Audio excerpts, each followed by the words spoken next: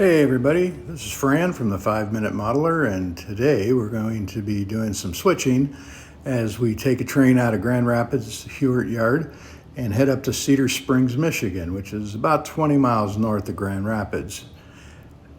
This section of railroad was actually built in 1869 and was the fastest 20 miles of track built up to that point. On the layout, the train emerges from a tunnel in a hidden part of the layout that runs behind the backdrop, coming out of the yard in Grand Rapids. Cedar Springs was originally a logging and lumber town, but is probably best known for being the red flannel town, home of the drop seat long underwear that was made early on for the loggers to keep warm during those frigid Michigan winters. And it's still in existence today. As our train number 47 enters the double track section, it passes the Cedar Springs station, and it looks like quite a few folks are waiting for the next train. The depot also serves as a freight station for customers not served by rail. The passing siding on the original Grand Rapids in Indiana held about 30 cars. It started at West Muskegon Street and went up about a quarter of a mile to Cherry Street.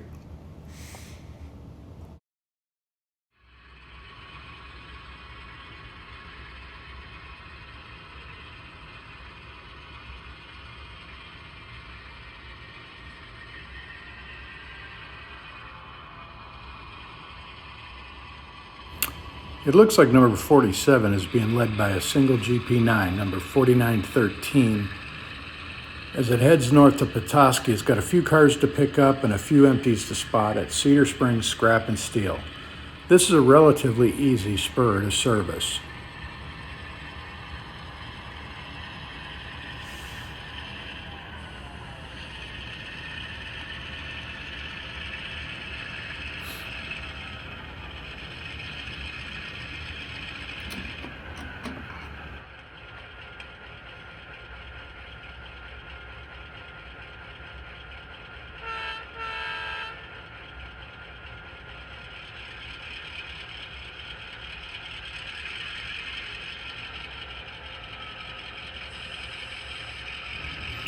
Now we see the train moving forward with two empties, and it's going to head past the siding switch.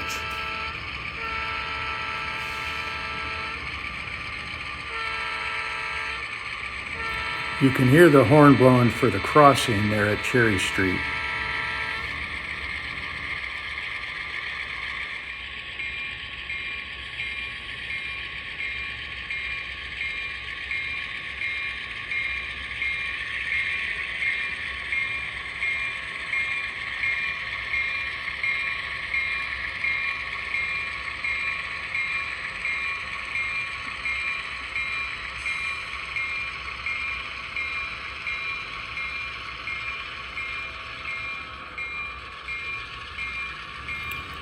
Another business, Keystone Automotive, occasionally receives shipments. It's there on the other side of the siding. However, since the business isn't on a spur, it's only on the siding, it must be scheduled to avoid any issues with passenger service. We see the train moving forward with two empties and the two loaded cars as it heads back towards the switch. One could probably pull the loaded cars first, then take the empties in, but it really takes about the same amount of time. Maybe some of the professional railroaders out there might know the best way that this could be done.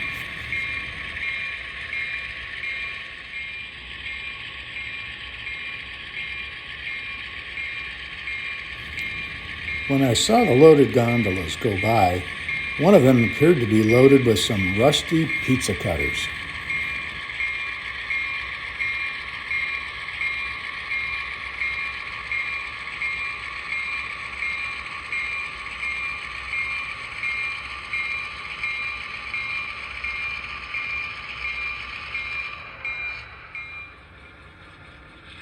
The engine will now take the empty gondolas up past the switch to Cherry Street.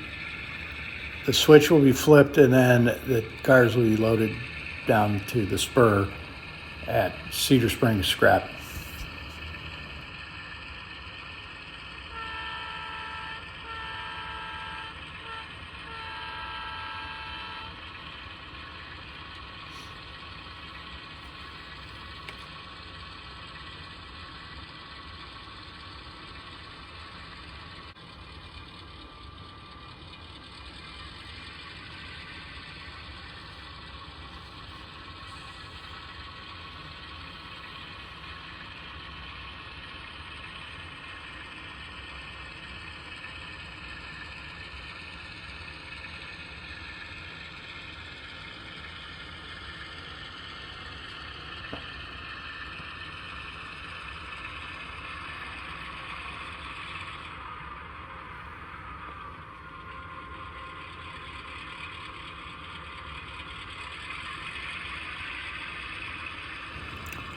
The engine will now head past the switch, close the switch, and head back to its train and proceed on its journey.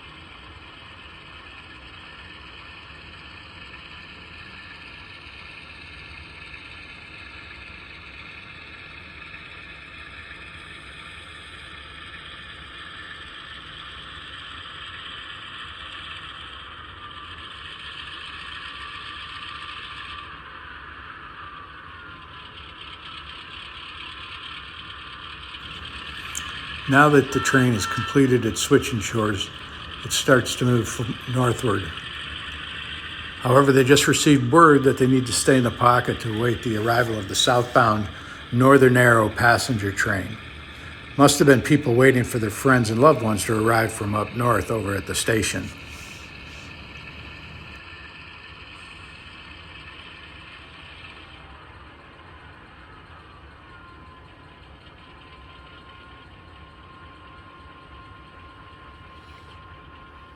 While we're waiting for the Northern Arrow to come through, I thought I'd share with you one of the features that I built that's more prototypical. And just south of Cedar Springs is an old culvert, and it's now designated as a historical spot. But previously, there were a series of trestles that were built, but every year in the spring floods, they'd wash away the trestles. So they built this culvert. And I ended up modeling it using a Woodland Scenics casting to somewhat come close to the original.